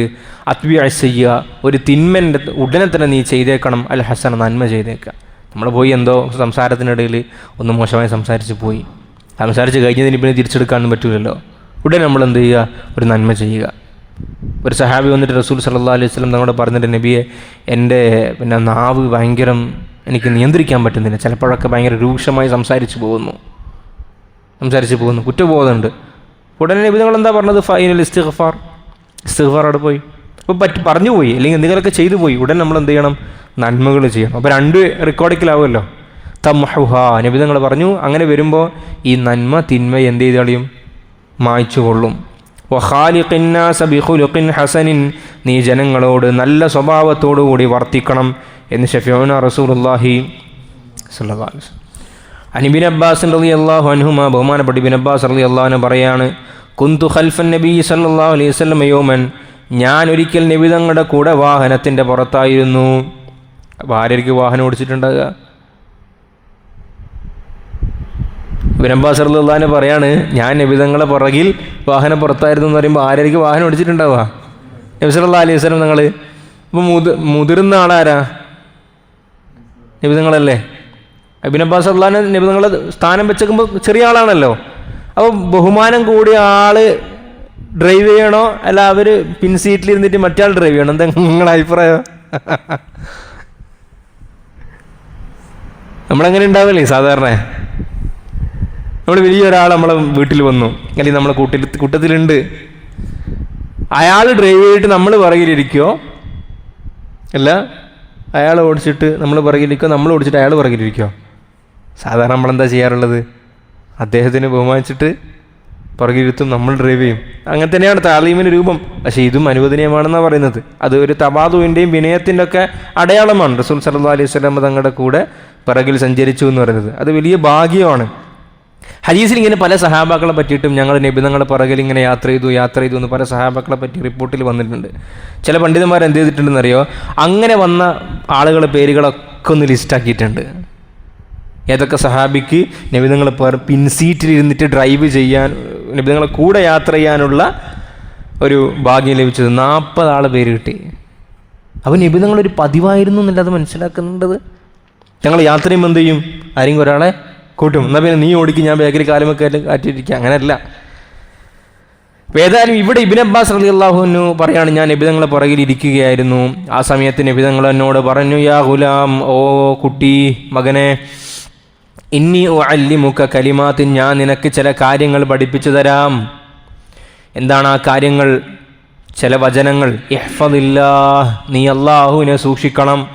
എന്നാൽ യഹ്ഫദുക, അള്ളാഹു നിന്നെ സൂക്ഷിച്ചുകൊള്ളും. നിന്നെ സൂക്ഷിക്കുന്നു പറഞ്ഞാൽ നിൻ്റെ ശരീരം, നിൻ്റെ സമ്പത്ത്, നിൻ്റെ അഭിമാനം, നിൻ്റെ എല്ലാ നിലയും വിലയും അള്ളാഹു നിന്നെ സൂക്ഷിക്കും. ഇഹ്ഫദില്ലാഹ, നീ അള്ളാഹുവിനെ സൂക്ഷിക്കണേ. എന്നാൽ തജിദുഹു തുജാഹക, നിൻ്റെ നേരെ മുന്നിൽ അള്ളാഹുവിൻ്റെ സഹായത്തെ നിനക്ക് കാണാൻ വേണ്ടി പറ്റും. ഓരോ ഇടപാടിലും നമ്മൾ അള്ളാഹിനെ സൂക്ഷിക്കുക. ഈ ഔലിയാകുക, പിന്നെ മഹാനാകുക, വലിയ ആളാകുക എന്ന് പറഞ്ഞാൽ ഇത് വലിയ എന്തോ നമുക്കൊന്നും എത്തിപ്പെടാൻ പറ്റാത്ത കുറച്ച് ആളുകൾക്ക് മാത്രം നിഗൂഢമായ എന്തോ സാധനമാണെന്നൊക്കെയുള്ള തെറ്റിദ്ധാരണയൊക്കെ ഇനിയെങ്കിലും മാറ്റിക്കോ. അതങ്ങനെയാണെന്ന് കുറേ കാലങ്ങളായിട്ട് ആൾക്കാരെ പറഞ്ഞ് എന്തോ തെറ്റിദ്ധരിപ്പിച്ചിട്ടുണ്ട്. ഇതൊന്നും നമുക്ക് കിട്ടൂല. അതെങ്ങനെ ബഹുമാനപ്പെട്ട ആളുകൾക്ക് ഇതെന്തിനാണ് ഇങ്ങനെ? അങ്ങനെയുള്ളതുകൊണ്ടാണ് ആൾക്കാർ ധരിക്കുന്നത് ഈ നമുക്കൊന്നും കിട്ടൂല. പിന്നെന്താ നമ്മളെന്താ പറഞ്ഞു വെക്കുന്നത്? ഇതൊക്കെ ആർക്ക് മാത്രമേ കിട്ടൂ? കുറച്ച് ആളുകൾക്ക് മാത്രം. അത് ഇങ്ങനെയുള്ള ആളുകൾ മാത്രം. അപ്പൊ നമ്മളെന്തായാലും അങ്ങനെയല്ല, പിന്നെ നമ്മളെന്തിനാ വലിയ അള്ളാനെ സൂക്ഷിക്കാൻ പോകുന്നത്? അല്ല, എല്ലാവർക്കും കിട്ടും. അങ്ങനെ കിട്ടാത്ത ഒരു വിരളമായ മുത്താണെങ്കിൽ അള്ളാഹു താല ഇങ്ങനെ എല്ലാവരോടും പറയൂ, ഇത് പറയും അള്ളാഹു സുബ്ഹാനഹു വതആല ഇല്ല. ഇതെല്ലാവർക്കും ആക്സസ് ചെയ്യാൻ പറ്റുന്ന കാര്യം തന്നെയാണ്. എന്ത് ശ്രദ്ധിച്ചാൽ മതി? നമ്മൾ എന്ത് കാര്യം ചെയ്യും? നമ്മൾ പോയി കടയിൽ നിന്ന് സാധനം വാങ്ങുന്നു, അവിടെ അള്ളാഹുവിൻ്റെ നിയമം സൂക്ഷിക്കുക. അതാണ് അവിടുത്തെ ഹഫ്ളില്ല എന്ന് പറഞ്ഞാൽ. നമ്മൾ വീട്ടിലേക്ക് പോയി, നമ്മൾ ഭാര്യൻ്റെ അടുത്ത് പോയി, അവിടെ അള്ളാഹിൻ്റെ നിയമത്തെ സൂക്ഷിക്കുക. നമ്മൾ ബസ്സിൽ കയറി, നമ്മൾ അള്ളാഹുവിൻ്റെ നിയമത്തിനെ സൂക്ഷിക്കുക. ആരുമില്ല, നല്ല റഷുള്ള ബസ്സാണ്, നല്ല റഷുള്ള ട്രെയിനാണ്, അപ്പുറത്തിപ്പുറത്തൊക്കെ സ്ത്രീകളുണ്ട്, CCTV ഒന്നുമില്ല, ഇനി കുറച്ച് കഴിയുമ്പോൾ റെയിൽവേയിൽ അത് വരും. അവിടെ അള്ളാഹിനെ സൂക്ഷിക്കുക. അവിടെയാണ് ഈ പറഞ്ഞതുപോലെ വിലായത്ത് നമുക്ക് കിട്ടുക. നിങ്ങൾ പറഞ്ഞു ഇഹ്ഫദില്ലാഹ തജിദ്ഹു തുജാഹക, നീ അങ്ങനെ അള്ളാഹിനെ സൂക്ഷിക്കുക, അള്ളാഹിൻ്റെ സഹായം നിന്റെ കൺമുന്നിൽ നിനക്ക് കാണാം.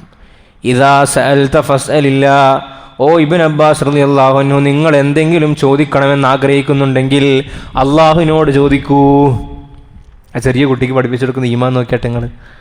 നിങ്ങൾക്ക് എന്തെങ്കിലും ചോദിക്കാനുണ്ടെങ്കിൽ അള്ളാഹുവിനോട് ചോദിക്കണം. സൃഷ്ടികളോട് മാന്യമായ ആവശ്യങ്ങൾ അങ്ങോട്ടും ഇങ്ങോട്ടും ചോദിക്കാം, അങ്ങനെ ചോദിച്ചാൽ സഹായിക്കണം എന്നാണ് അള്ളാഹ് പഠിപ്പിച്ചത്. തആവനു അൽ ബിർരി വത്തഖ്വ. പക്ഷെ നമ്മൾ എന്തായിരിക്കണം, നമ്മളെ നിയ്യത്ത് എന്തായിരിക്കണം എന്നറിയോ? ഞാൻ എൻ്റെ ഒരു കാര്യത്തിലും വേറൊരാളെ സഹായം തേടൂലാന്ന് ഞാൻ നിയ്യത്ത് വെക്കാം. മറ്റൊരാളുമായി ബന്ധപ്പെട്ട് എങ്ങനെ നിയ്യത്ത് വെക്കേണ്ടത്? എന്നോടൊരാൾ സഹായം ചോദിച്ചാൽ ഞാൻ എന്തും ചെയ്യും, സഹായിക്കുമെന്നുള്ള നിയ്യത്ത് വെക്കുക. അപ്പം നബി തങ്ങൾ പറഞ്ഞു ഇദാ സഅൽത ഫസ്അലില്ലാ, നിനക്ക് എന്തെങ്കിലും ചോദിക്കാനുണ്ടെങ്കിൽ നീ ആരോട് ചോദിക്കണം? അള്ളാഹുവിനോട് ചോദിക്കണം. വഇദാ ഇസ്തഅൻത, നിനക്ക് എന്തെങ്കിലും സഹായം ചോദിക്കാനുണ്ടെങ്കിൽ ജീവിതത്തിൻ്റെ വിഷയങ്ങളിൽ, അത് ദുനിയവിയാകട്ടെ ദീനിയാകട്ടെ, ഫസ്തഇൻ ബില്ലാഹ്, അള്ളാഹുവിനോട് ചോദിക്കൂ, അള്ളാഹുവിനോട് സഹായം തേടൂ. സഹായിക്കാൻ ആർക്ക് മാത്രമേ കഴിയൂ? അള്ളാഹുവിന് മാത്രമേ കഴിയൂ. ആ യഖീൻ നമ്മുടെ ഉള്ളിൽ ഇറങ്ങിയാൽ പിന്നെ നമ്മൾ അള്ളാഹു ഇല്ലാത്ത ആളുകളോട് സഹായം ചോദിക്കൂല. വഅലം, നീ മനസ്സിലാക്കിക്കോ മോനെ, അന്നൽ ഉമ്മത്ത, സർവ്വ മനുഷ്യരും സർവ്വ ജന്തുക്കളും അല്ലെങ്കിൽ അള്ളാഹുവിൻ്റെ സർവ്വ സൃഷ്ടികളും ലവിജ്തമഅത്, അവരെല്ലാവരും ഒരുമിച്ച് കൂടി, അല്ലെങ്കിൽ അവരൊക്കെ തീരുമാനിച്ചു. എന്തിന്? അല അയ്യൻഫഉക ബിശൈഇൻ, നിങ്ങൾക്കൊരു നന്മ ഉണ്ടാക്കാൻ വേണ്ടി അവരെല്ലാവരും തീരുമാനിച്ചു.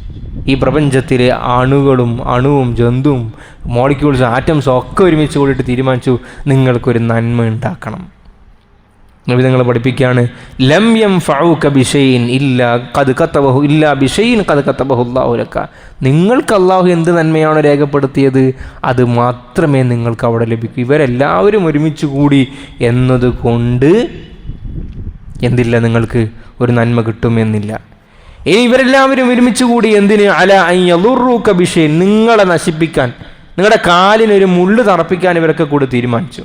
ലം യളുറൂക ബിശൈഇൻ ഖദ് കതബഹു അല്ലാഹു അലൈക, അള്ളാഹു നിങ്ങൾക്ക് എന്താണ് തീരുമാനിച്ചത് അത് വന്നിട്ട് നിങ്ങൾക്ക് സംഭവിക്കും. അതല്ലാതെ ഈ പ്രപഞ്ചത്തിൽ ഇവർക്ക് ഒരുമിച്ച് കൂടിയത് കൊണ്ട് നിങ്ങൾക്ക് അങ്ങനെ സംഭവിക്കാനൊന്നും പോകുന്നില്ല.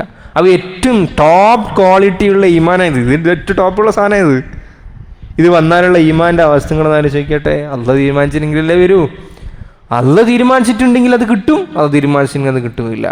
നബി നിങ്ങൾ അതിൻ്റെ കാരണം പറയാണ്, റുഫിഅത്തിൽ അഖ്ലാം, അള്ളാഹു തീരുമാനങ്ങൾ എഴുതിയ പേനകളുണ്ടല്ലോ, ആ പേനകളൊക്കെ ഉയർത്തപ്പെട്ട് കഴിഞ്ഞു. വജഫത്തി സുഹഫു, എഴുതി വെച്ച ഏടുകളൊക്കെ ഉണങ്ങിപ്പോവുകയും ചെയ്തു. അപ്പോൾ അതിലിനി മാറ്റമൊന്നും വരാൻ പോകുന്നില്ല. അപ്പോൾ പ്രീ ഡിറ്റർമിനിസം അല്ലെങ്കിൽ ഡിറ്റർമിനിസവും ഫ്രീ വില്ലും നമ്മൾ ഈ പ്രപഞ്ചത്തിൽ കാണുന്നത് ഇപ്പോഴും പലപ്പോഴും ആലോചിക്കുന്ന പോലെ ഇതാരോ എഴുതി വെച്ച കഥക്കനുസരിച്ച് കൊണ്ട് പ്രപഞ്ചം സഞ്ചരിക്കുന്നതാണോ, അല്ല അപ്പോൾ സ്പോട്ടിൽ രൂപാന്തരപ്പെടുന്നതാണോ? നമ്മൾ ഇന്നിവിടെ ഇങ്ങനെ 2026 ജൂൺ മാസം ഇത്രാം തീയതി ഇത്ര മണിക്ക് ഇവിടെ ഇരിക്കുമെന്നുള്ളത് മുമ്പേ ആരോ എഴുതി വെച്ച ഒരു കഥൻ്റെ തുടർച്ച ആ നടപ്പിലാകലാണ് എല്ലാം അന്നന്ന് തീരുമാനമുണ്ടാകുന്നതാണ്. എന്താ നിങ്ങളുടെ അഭിപ്രായം? ഇതെല്ലാം അള്ളാഹു തീരുമാനിച്ചിട്ടുണ്ട്. ഇത്രാം തീയതി ഞാനിവിടെ ഇരിക്കുന്നു, നിങ്ങളുടെ ഇരിക്കുന്നു, ഇതൊക്കെ ഞാനിത് പറയുന്നു, അതിനെപ്പറ്റി പറയുന്നു ഒക്കെ അള്ളാഹു തീരുമാനിച്ചിട്ടുണ്ട്. അപ്പോൾ ഇത് നമ്മുടെ ഉള്ളിൽ വന്നു കഴിയുമ്പം സമാധാനമാണ് നമുക്ക് പല പ്രശ്നങ്ങളിലും. അല്ലെങ്കിൽ ചിലതിലും നമുക്ക് കൂട്ടിയാലും ഉത്തരം കിട്ടില്ല. ഇത് എന്തുകൊണ്ടത് സംഭവിച്ചു? ഭയ്യ അള്ളാഹു അങ്ങനെയാണ് അത് എഴുതിയത്, അത് നിങ്ങൾക്കല്ല എഴുതിയിട്ടുള്ളത്. നിങ്ങൾക്ക് അവിടെ അങ്ങനെ സംഭവിക്കണം എന്നാണ് അള്ളാഹു തീരുമാനിച്ചിരിക്കുന്നത്. അത് ഉണങ്ങിപ്പോവുകയും ചെയ്തു. അവനൊന്നും ചെയ്യേണ്ടതെന്നാണോ? ജഫത്ത് സുഹുഫ് എല്ലാം പിന്നെ കഴിഞ്ഞാൽ എന്താ പിന്നെ കണ്ടുക? അത് പറഞ്ഞിട്ട് ചില ആളുകൾ നന്മ ചെയ്യൂല കേട്ടോ. എല്ലാം ഞാൻ ആദ്യം സ്വർഗത്തിലെ നരകത്തിലേ പോവും എന്ന് അള്ളാഹു ആദ്യം എഴുതി വെച്ചിട്ടുണ്ടെങ്കിൽ പിന്നെന്തിനാണ് ഞാൻ നിസ്കരിക്കുന്നത്? ശരി ശരി, നീ എത്ര കിലോ ഇറച്ചി തിന്നുന്നും എത്ര കിലോ ചോറ് തിന്നുന്നൊക്കെ അള്ളാഹു ആദ്യം എഴുതിയിട്ടുണ്ടല്ലോ, ഉറപ്പല്ലേ? ഇത് വിശ്വസിക്കണം, ഇത് വിശ്വസിക്കണമല്ലോ. മനസ്സിലായില്ല? നമ്മൾ ഈ ഖദറിൻ്റെ വിഷയം പറയുമ്പോൾ നമ്മളെ പിന്നെ കൗണ്ടർ ചെയ്യാൻ വേണ്ടി അവർ പറയുന്ന കാര്യം എന്താണെന്ന് വെച്ച് കഴിഞ്ഞാൽ, അള്ളാഹ് എന്നെ എല്ലാം എഴുതി വെച്ചിട്ടുണ്ട് എന്ന് പറയുന്നു. അപ്പോൾ ഒരാൾ നരകത്തിലാണോ സ്വർഗത്തിലാണോ പോകാമെന്നും അള്ളാഹു ആദ്യം എഴുതി വെച്ചിട്ടുണ്ടെങ്കിൽ പിന്നെന്തിനാ ഞങ്ങൾ ഇബാദത്ത് ചെയ്യുന്നത് എന്ന് ചോദിക്കും. അപ്പോൾ നമ്മൾ കുടുങ്ങും. നമ്മൾ തിരിച്ചു വയ്ക്കേണ്ടത് എന്താണെന്നറിയോ? അള്ളാഹു ഇത് എഴുതിയതുപോലെ, അപ്പോൾ അതുകൊണ്ടാണ് ഈ പറഞ്ഞ ഒന്നും ചെയ്യാത്ത നിസ്കരിക്കാത്തത് കൊണ്ടാണല്ലോ. അള്ളാഹു നിങ്ങൾ എത്ര ഭക്ഷണം കഴിക്കുന്നു, എത്ര ലിറ്റർ പാല് കുടിക്കുന്നു ഒക്കെ അള്ളാഹു ആദ്യം എഴുതിയിട്ടുണ്ടല്ലോ. ഉണ്ട്. പിന്നെ നിങ്ങളെന്തിനാ പണിക്ക് പോകുന്നത്? ഖദർ അനുസരിച്ചാണെങ്കിൽ അത് നിങ്ങൾ വീട്ടിലേക്ക് വരണ്ടേ? അപ്പം നിങ്ങളെന്താ അവിടെ മനസ്സിലാക്കിയത്? നിങ്ങൾ അധ്വാനിച്ചാലും നിങ്ങളിലേക്ക് വന്നു ചേരുന്ന അളവ് അള്ളാഹു രേഖപ്പെടുത്തിയിട്ടുണ്ടെന്ന് അതിൻ്റെ അർത്ഥം. അള്ളാഹു മനസ്സിലാക്കി തരുമാറാകട്ടെ. അതുപോലെ ഒരു മനുഷ്യനിക്ക് അള്ളാഹു ചോയ്സ് കൊടുക്കും. എല്ലാവർക്കും ചോയ്സ് ഉണ്ട്. ഫ്രീ വിൽ എന്ന് പറഞ്ഞതാണ്. കംപ്ലീറ്റ് ഫ്രീ വിൽ ഇല്ല, എന്നാലും ഭാഗികമായ ഫ്രീ വിൽ നമുക്കുണ്ട്. സ്വയേഷ്ടപ്രകാരം ചെയ്യൽ. ആ സ്വയേഷ്ടം പ്രകാരം ചെയ്യാനുള്ള ചോയ്സ് കൊടുത്താലും ആ മനുഷ്യൻ എന്താണ് തിരഞ്ഞെടുക്കുക എന്നും ആ തെരഞ്ഞെടുപ്പിൻ്റെ ബാക്കിപത്രമായി എന്തൊക്കെ സംഭവിക്കുമെന്നും അള്ളാഹു ആദ്യം അറിയും. അത് കുറച്ചിങ്ങനെ അങ്ങനെ കറക്കി ചിന്തിക്കേണ്ട ഒരു സാധനമാണ്. ഇനി മനസ്സിലാവില്ല. അല്ലെങ്കിൽ പിന്നെ എന്താ പറയേണ്ടതെന്ന് അറിയാം. ഒരിക്കൽ ഈ വിഷയമായിട്ട് നമ്മളൊരു സുഹൃത്തായിട്ട് ഇങ്ങനെ നമ്മൾ സംബന്ധിച്ചിരുന്നു. ഭയങ്കര ആർഗ്യുമെൻ്റ് അടുത്താണ്. അപ്പോൾ ഞാൻ ചോദിച്ചു, അപ്പോൾ നമ്മൾ ദൈവം അല്ലെങ്കിൽ ഗോഡ് അല്ലെങ്കിൽ അള്ളാഹു എന്ന് പറയുമ്പോൾ സർവജ്ഞനാകണ്ടേ? സർവജ്ഞൻ എന്നെന്താ? എല്ലാം അറിവുള്ളവനാകണ്ടേ? എല്ലാം അറിവുള്ളവനല്ലെങ്കിൽ പിന്നെ എന്താവില്ല? ദൈവമില്ലല്ലോ. സർവശക്തൻ, സർവജ്ഞൻ, സർവാധിപതി, ഒമ്നിപ്പൊട്ടൻ എന്നൊക്കെ പറഞ്ഞ ഒക്കെ ആവണല്ലോ. അപ്പോൾ ഒന്നിക്കിൽ ഒരു മനുഷ്യൻ എന്താണ് ചെയ്യാൻ പോകുന്നത് എന്ന് അള്ളാഹുവിന് ആദ്യം അറിയില്ല. ഇപ്പം നാളെ പിന്നെ എന്താണ് ചെയ്യാൻ പോകുന്നത് എന്ന് നാളെ ആ മനുഷ്യൻ ചെയ്ത് കഴിഞ്ഞാലാണ് അള്ളാഹു അറിയുന്നതെങ്കിൽ ആ ചെയ്യുന്ന സമയം വരെ അള്ളാഹു എന്താവൂല അയാളെ പറ്റിയിട്ട് സർവജ്ഞൻ എന്ന് പറയാൻ പറ്റൂല. അപ്പോൾ അള്ളാഹു സർവജ്ഞൻ അല്ല എന്ന് പറഞ്ഞാൽ അള്ളാഹു അല്ല എന്നുണ്ടാവും. ഇപ്പം പിന്നെ വരുന്ന ഓപ്ഷൻ എന്താ? പിന്നെ ഇവനിക്ക് നാളെ അത് ചെയ്യാനുള്ള ഓപ്ഷൻ കൊടുത്താലും അവൻ സുബഹിൻ്റെ ബാങ്ക് അവൻ കേൾക്കും, അവന് എണീക്കാനുള്ള കഴിവ് കൊടുക്കും, അള്ളാഹു താല കൊടുത്തിട്ടുമുണ്ട്. എന്നാലും അവൻ എന്താണ് ചെയ്യുക എന്ന് അള്ളാഹു ആദ്യമേ അറിയുന്നു, അത് അള്ളാഹു രേഖപ്പെടുത്തി വെക്കുന്നു. ഇതാണ് റുഫിയത്തുൽ അഖ്ലാം വജഫത്ത് സുഹഫ്. ഇനി അധ്വാനവുമായി ബന്ധപ്പെട്ടാണെങ്കിൽ കച്ചവടം, കൃഷി, ഇതിലൊക്കെ നമ്മൾ നമ്മുടെ എഫേർട്ട് ഇടുന്നു. ആ എഫേർട്ട് ഇട്ടാലും എന്താണ് റിസൾട്ട് ലാസ്റ്റ് ഉണ്ടാവുക എന്ന് അള്ളാഹു അത് ആദ്യമേ എഴുതി വെച്ചിട്ടുണ്ട്. അതാണ് ഖദറിലുള്ള യഥാർത്ഥമായ വിശ്വാസം. ഈ ഹദീസിൻ്റെ ചില റിപ്പോർട്ടുകളിൽ വന്നിട്ടുണ്ട്, തഅറഫ് ഇലല്ലാഹി ഫിർറഖാ, ജീവിതത്തിൻ്റെ നല്ല ഘട്ടത്തിൽ അള്ളാഹുമായി നല്ല ബന്ധം സ്ഥാപിച്ചോ, എന്നാൽ യഅരിഫ്ക ഫിശ്ശിദ്ദ, നിന്റെ കഠിനമായ ഘട്ടങ്ങളിൽ അള്ളാഹു നിന്നെ തിരിച്ചറിയും. ചില ദുആ ആകാശത്തേക്ക് പോകുമ്പോൾ മലക്കുകൾ പറയും അത്രേ, പടച്ചവനെ തീരെ പരിചയമില്ലാത്തൊരു ശബ്ദമാണല്ലോ വരുന്നത്. ചില ആൾക്കാർ ദുആ ചെയ്യുമ്പോൾ മലക്കുകൾ പറയും തീരെ പരിചയമില്ലാത്ത ശബ്ദമാണല്ലോ വരുന്നത്. കാരണം മൂപ്പര് പ്രശ്നം വരുമ്പോൾ മാത്രം എന്ത് ചെയ്യാറുള്ളൂ? ദ്വാരക്കാറുള്ളൂ. ചില ദുആ വരുമ്പോൾ മലക്കുകൾ പറയും അള്ളാഹുവേ നല്ല പരിചയമുള്ള ശബ്ദമാണിത്. അപ്പം നല്ല അവസ്ഥയിൽ ഇപ്പോൾ പ്രശ്നങ്ങളൊന്നുമില്ല, സമ്പത്തുണ്ട്, അത്യാവശ്യം ജീവിക്കാനുള്ള കാര്യങ്ങളുണ്ട്, ആ സമയത്ത് തന്നെ അള്ളാഹുമായി നല്ല ബന്ധം പുലർത്ത്. എന്നാൽ നമ്മളൊരു പ്രയാസത്തിലാകുമ്പോൾ അള്ളാഹു നമ്മുടെ കാര്യങ്ങൾ മനസ്സിലാക്കും. എന്നിട്ട് നബി തങ്ങൾ പറയുന്നു, അന്നമാ അഖ്തഅക ലം യകുൽ യുസീബക, ഭയങ്കരമായ മരുന്നാ ഇത്. നിനക്ക് ലഭിക്കാതെ പോയ കാര്യം അത് നിനക്കുള്ളതായിരുന്നില്ല. എല്ലാം പറയുമെങ്കിൽ നമ്മൾ പറയും നാലും അത് അന്നേരം അങ്ങനെ കൊടുത്തിനെങ്കിൽ അല്ലേ, അന്നത് അങ്ങനെ അയാളെ കണ്ടിനെങ്കിൽ, ആ ബസ് കയറിയിരുന്നുവെങ്കിൽ, ആ സ്ഥലത്ത് പോയിരുന്നുവെങ്കിൽ കിട്ടിപ്പോയനെ. എന്താണ് നിങ്ങൾ പറയുന്നത്? അത് നിങ്ങൾക്ക് എഴുതിയതല്ലാത്തത് കൊണ്ടല്ലേ അവിടെ നമ്മൾ തെറ്റിപ്പോയത്. അഖ്ത എന്ന് പറഞ്ഞാൽ എന്താ? നമ്മളിങ്ങനെ വന്നിട്ട് സാധനം തെറ്റി, ഇങ്ങനെ ഒരു ലൈൻ ഇങ്ങനെ വരഞ്ഞിട്ട് ഇവിടെ എത്തുമ്പോൾ തെറ്റി, അതാണ് അഖ്ത എന്ന് പറഞ്ഞാൽ. അതിൻ്റെ അർത്ഥം എന്താണ്? ഇത് നിങ്ങൾക്കുള്ളതല്ല, അതുകൊണ്ടാണ് അത് നിങ്ങളും തെറ്റിപ്പോയത്.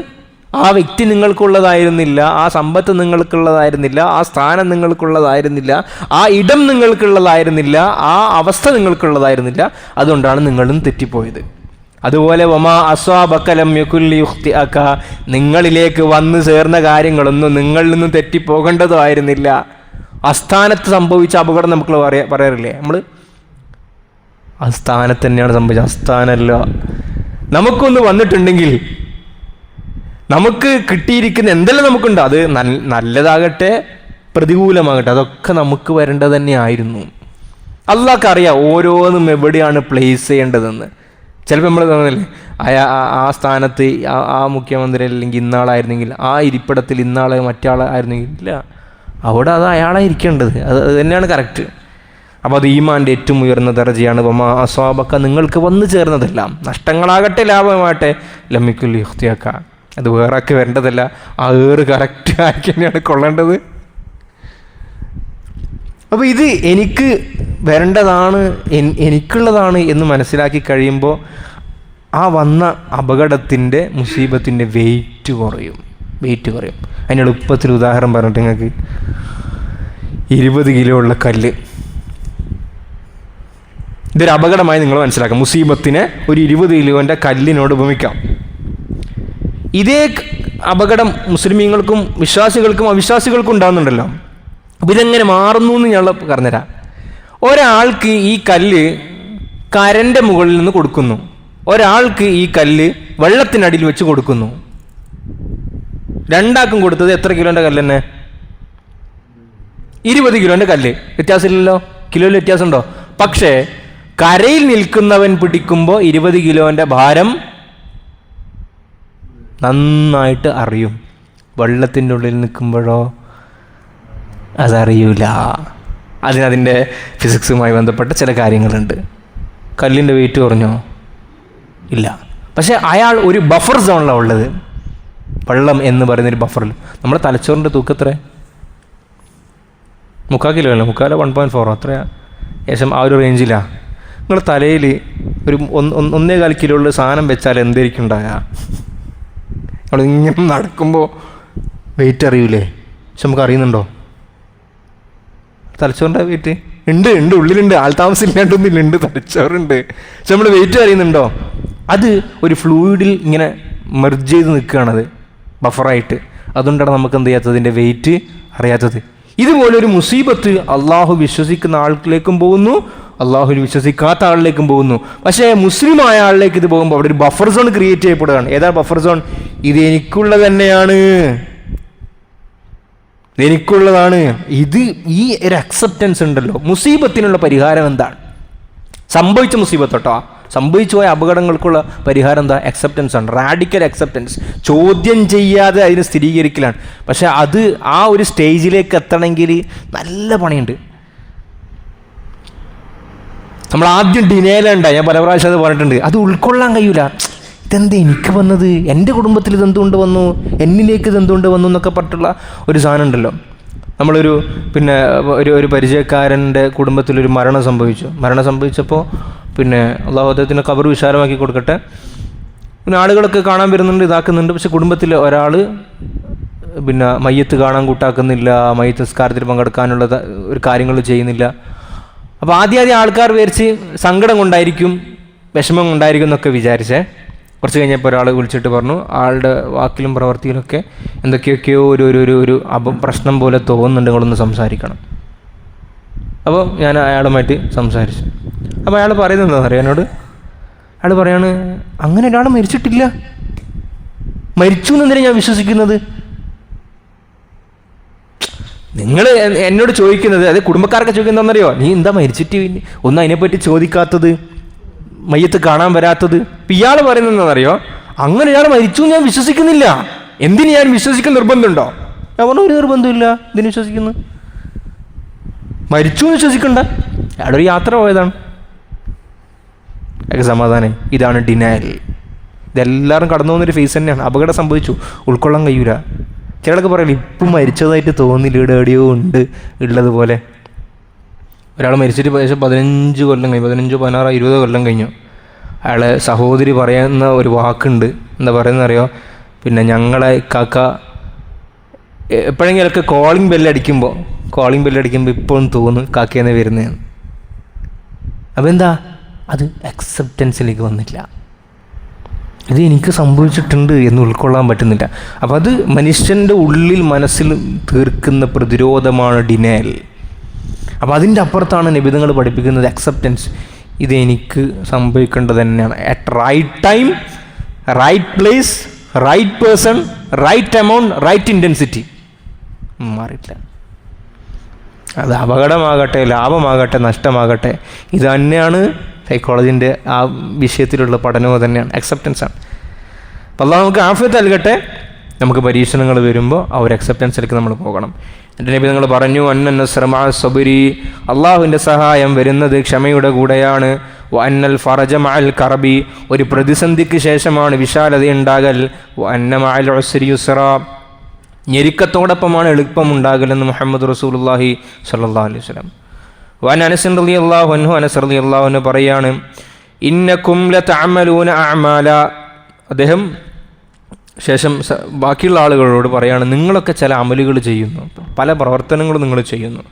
ഹിയ അദഖു ഫി അഅയുനികും മിനശ്ശാരി, നിങ്ങളെ സംബന്ധിച്ചിടത്തോളം ആ പ്രവൃത്തിയൊക്കെ ഒരു രോമത്തിനേക്കാൾ നേർത്തതാണ്. എന്ന് പറഞ്ഞാൽ നിങ്ങളതിന് വലിയ വിലയൊന്നും കൽപ്പിക്കുന്നില്ല. എന്ന് പറഞ്ഞാൽ അതൊക്കെ വലിയ കാര്യമാണോ എന്ന നിലയിൽ നിങ്ങൾ പല കാര്യങ്ങളും ചെയ്യുന്നുണ്ട്. പക്ഷേ കുന്നാ നഅദ്ദുഹു അലാ അഹദി റസൂലില്ലാഹി സ്വല്ലല്ലാഹു അലൈഹി വസല്ലം മിനൽ മൂബിഖാത്ത്, നിങ്ങളിപ്പോൾ നിസ്സാരവൽക്കരിച്ച് ചെയ്യുന്ന കാര്യങ്ങൾ ഞങ്ങൾ നബിതങ്ങളുടെ കാലത്ത് വൻപാപമായി കണ്ടിരുന്ന പല കാര്യങ്ങളുമുണ്ട്. എന്ന് പറഞ്ഞാൽ വിഷയത്തിൻ്റെ ഗൗരവം എന്തായിട്ടുണ്ട്, നഷ്ടപ്പെട്ടിട്ടുണ്ട്. അള്ളാഹു നമുക്കൊക്കെ മാപ്പ് നൽകി അനുഗ്രഹിക്കുമാറാകട്ടെ.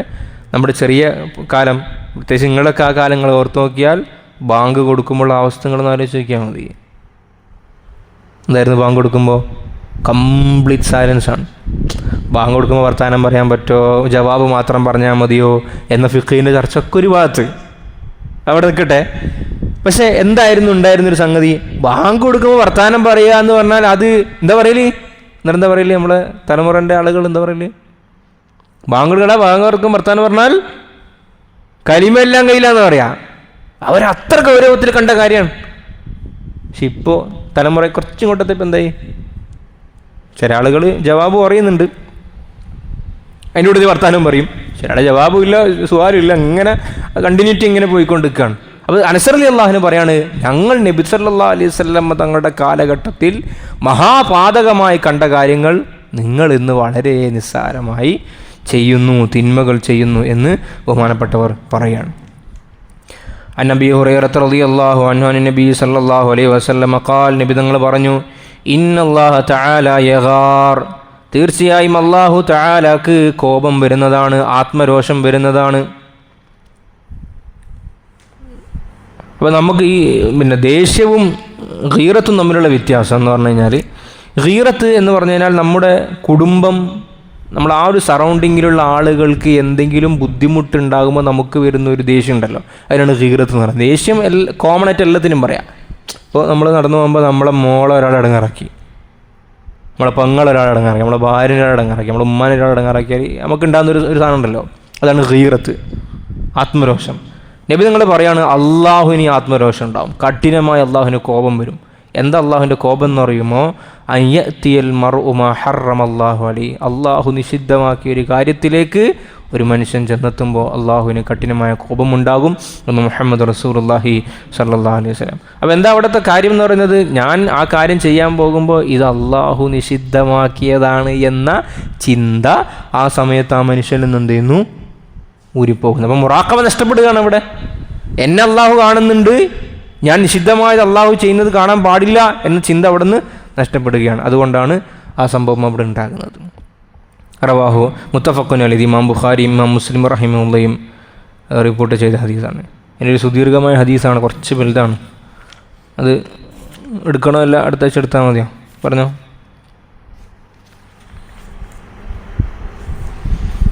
കുറച്ച് വലിയ ഹദീസാണ്. അല്ല, അതിൻ്റെ മലയാളം മാത്രം പറഞ്ഞാൽ മതിയോ? അറബി വായിക്കാണ്ട് അത് പറഞ്ഞു, നിങ്ങൾക്ക് മതിയാങ്കിൽ നിർത്താം, നമുക്ക് തിരക്കൊന്നുമില്ല. അല്ല ഇന്ന് തന്നെ തീർക്കണം നിർബന്ധമൊന്നുമില്ല. പറഞ്ഞോ, നിർത്താം, പ്രശ്നമൊന്നുമില്ല. മലയാളം മാത്രം പറയാം. അബൂ ഹുറൈറ റളിയല്ലാഹു അൻഹു പറയാണ്, ബനു ഇസ്രായേലിൽ 3 ആളുകളുണ്ട്. നിങ്ങൾ ഒരു പക്ഷേ പല പ്രസംഗങ്ങൾ ഇത് കേട്ടിട്ടുണ്ടാകും.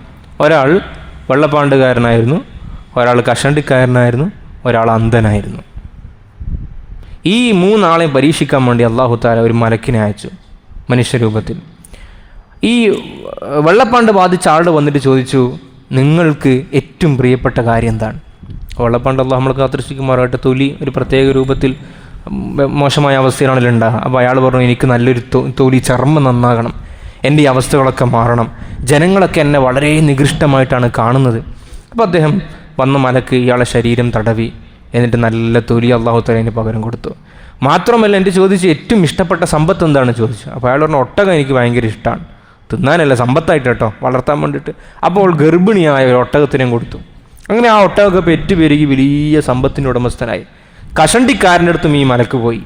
എന്നിട്ട് ചോദിച്ചു, അല്ല കഷണ്ടി അറിയില്ലേ, ഒരു പ്രായം മുടി ഇങ്ങനെ പോവും അല്ലേ, പറയാവുന്ന സമയം പോയി പറയുന്നില്ല.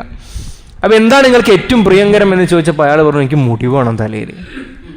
അതുകൊണ്ട് ഉസ്താദ്മാർക്ക് കഷണ്ടി വന്ന ടെൻഷനില്ല, കാരണം ഉസ്താദ്മാർ എപ്പം തൊപ്പിയിടുന്നതുകൊണ്ട് പിന്നെ കഷണ്ടി മനസ്സിലാവില്ല എന്നുള്ളതാണ്. അപ്പോൾ പറഞ്ഞു, നല്ല മുടി എനിക്ക് വേണം. തടവി അല്ലാഹു തആല കൊടുത്തു, നല്ല മുടി കൊടുത്തു. ചോദിച്ചു, ഏത് സമ്പത്താണ് എനിക്ക് ഏറ്റവും ഇഷ്ടം?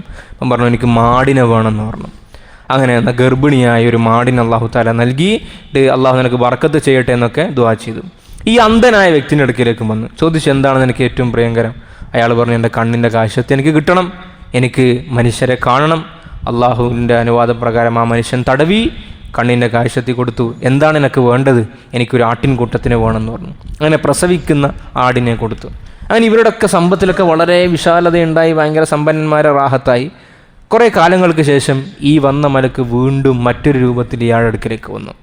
എന്നിട്ട് ആദ്യത്തെ വെള്ളപ്പാണ്ടുകാരൻ്റെ അടുത്ത് പോയിട്ട് പറഞ്ഞു, ഞാൻ പാവപ്പെട്ട ഒരു മനുഷ്യനാണ്, ഞാൻ യാത്രയിൽ കുടുങ്ങിയിരിക്കുകയാണ്, എൻ്റെ എല്ലാ സമ്പത്തും നഷ്ടപ്പെട്ടിരിക്കുകയാണ്, എനിക്ക് എന്തെങ്കിലുമൊക്കെ തരണം. നിങ്ങൾക്ക് ഈ നല്ല തൊലി തന്ന അള്ളാഹുവിനെ മുൻനിർത്തിയിട്ട് ഞാൻ ചോദിക്കുകയാണ്. അപ്പോൾ അയാൾ പറഞ്ഞു, ഇത് എനിക്ക് അള്ളാഹു തന്നതും എൻ്റെ തൊലി ഇതായതൊന്നുമല്ല, ഞാൻ എൻ്റെ പാരമ്പര്യമായി കിട്ടിയ സമ്പത്താണ് എനിക്ക്.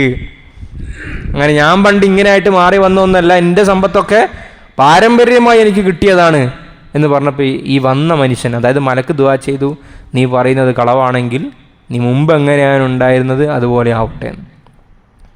അയാൾ അങ്ങനെ മുമ്പുള്ള അവസ്ഥയിലേക്ക് മാറി. അയാളിൽ വീണ്ടും എന്ത് വന്നു? വെള്ളപ്പാണ്ട് വന്നു. കഷണ്ടിക്കാരനിലേക്ക് പോയിട്ട് ഇതുപോലെ ചോദിച്ചു. അയാളും ഇതുപോലെ മറുപടി പറഞ്ഞു, എൻ്റെ അടുക്കൽ സമ്പത്തൊന്നും ഇല്ല, തരാനൊന്നും കഴിയൂല. അപ്പോൾ ഇയാൾ പറഞ്ഞു, നിങ്ങൾക്ക് അല്ലേ നല്ല മുടി തന്ന അള്ളാഹു ഇല്ലേ, നിങ്ങൾ പണ്ട് കഷണ്ടിക്കാരനായിരുന്നല്ലോ, ആ അള്ളാഹുവിനെ മുൻനിർത്തി ചോദിക്കുകയാണ്. അവർ എനിക്കിത് അള്ളാഹു നൽകിയെന്നാൽ ഇത് പാരമ്പര്യമായി കിട്ടിയതാണ്. ഇദ്ദേഹം പറഞ്ഞു, നീ പറയുന്നത് കളവാണെങ്കിൽ അള്ളാഹുവിൻ്റെ പഴയ കോലത്തിലേക്ക് ആക്കട്ടെ. വീണ്ടും വെച്ച മുടിയൊക്കെ പോയി, പഴയതുപോലെയായി. മൂന്നാമത് ഈ അന്ധനായ ആളുടെ അടുക്കലേക്ക് പോയിട്ട് പറഞ്ഞു, ഇങ്ങനെ ഞാൻ കുടുങ്ങിയിരിക്കുകയാണ്, നിങ്ങൾ എന്നെ സഹായിക്കണം. അപ്പോൾ ഈ അന്ധനായ വ്യക്തി അങ്ങോട്ട് പറഞ്ഞു, ഞാനും മുമ്പ് ഇതുപോലെ വലിയ പ്രയാസത്തിലായിരുന്നു, എനിക്ക് അള്ളാഹു ഇത് മാറ്റിത്തന്നതാണ്, ഈ സമ്പത്തൊക്കെ അള്ളാഹു നൽകിയതാണ്, നിങ്ങൾക്ക് വേണ്ടുന്നത് നിങ്ങൾ എടുത്തുകൊള്ളുക. മലക്ക് പറഞ്ഞു, എനിക്കൊന്നും വേണ്ട, അള്ളാഹു നിങ്ങളെ പരീക്ഷിക്കാൻ വേണ്ടിയിട്ട് എന്നെ അയച്ചതാണ്. നിങ്ങളുടെ 2 സഹോദരങ്ങൾ കളവ് പറഞ്ഞു, അവർക്ക് കിട്ടേണ്ടത് കിട്ടി, നിങ്ങൾ സത്യം പറഞ്ഞു, അള്ളാഹു നിങ്ങൾക്ക് ബർക്കത്ത് ചെയ്യട്ടെ. അപ്പോൾ ഇവിടെ എന്താ മുറാഖബ? തനിക്ക് ലഭിച്ച നിഅമത്തിനെ തിരിച്ചറിഞ്ഞില്ല. ഏതാ പ്രശ്നം വരുമ്പോൾ അള്ളാഹു മനുഷ്യൻ്റെ ഒരു സ്വഭാവം പറയുന്നുണ്ടല്ലോ, വൈദാ മസ്സൽ ഇൻസാൻ ളുറുൻ തആന, ബുദ്ധിമുട്ടെങ്ങാനും വന്നാൽ പിന്നെ പള്ളിൻ്റെ പുറത്തുണ്ടാവില്ല. ബുദ്ധിമുട്ട് വന്നാൽ പള്ളി തന്നെ, പള്ളി നിസ്കാരവും യാസീനോത്തും മറ്റേതും മറിച്ചതും വീട്ടിലെ എല്ലാം ചെയ്യും. എന്തിന്? ഇതൊന്നും മാറിക്കിട്ടാൻ. പിന്നെ അള്ളാഹ് പറയാണ്, ഇതങ്ങ് മാറിയിട്ട് അയാൾക്ക് നല്ലൊരവസ്ഥ വന്നാൽ അല്ലം യദ്ഉനാ ഇലാ ളുരിൻ മസ, നമ്മളിങ്ങനെ നോക്കുമ്പോൾ ഇയാൾക്ക് തന്നെയാണ് ഈ പ്രശ്നമൊക്കെ സംഭവിച്ചത്, ഇയാൾക്കാണ് ഇത്രയും ബുദ്ധിമുട്ട് വന്നത്, ഇയാളാണ് അള്ളാഹുവിനോട് ദുആ ചെയ്യുന്നത്, ഒരു ബന്ധവും ഉണ്ടാവില്ല. ഇത് കുഫ്റാനി നിയമത്താ, നിയമത്തിനെ അംഗീകരിക്കാതിരിക്കലാണ്. അപ്പോൾ ആദ്യത്തെ 2 ആളുകൾക്ക് തങ്ങൾക്ക് ലഭിച്ച നിയമത്തിനെ, അതിൽ അള്ളാഹുവിൻ്റെ ഇടപെടലിനെ കാണാനും മനസ്സിലാക്കാനും സാധിച്ചില്ല, അത് അവരിൽ നഷ്ടപ്പെട്ടു. എന്നാലും മൂന്നാമത് വന്ന മനുഷ്യൻ, അല്ലേ, നമ്മൾ സാധാരണ പറയാറുള്ളത് പോലെ വന്ന വഴി മറക്കരുത്.